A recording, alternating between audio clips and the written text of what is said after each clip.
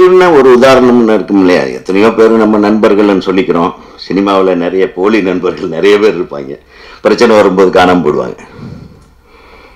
நிறைய பேர் வெற்றிக்கு பின்னாடி நம்ம பேண்டை ஏறி சவாரி பண்ணுறதுக்கு நிறைய பேர் வருவாங்க. அப்படி சவாரி பண்ணுறவங்கெல்லாம் நம்ம தோற்று நிற்கும்போது நம்ம மேலே சவாரி பண்ணிட்டு ஓடிட்டு இருப்பாங்க. இன்னொரு குதிரை மேலே ஏறி சவாரி பண்ணி போயிட்டே இருப்பாங்க. நான் இதெல்லாம் பார்த்துட்ருக்கேன்.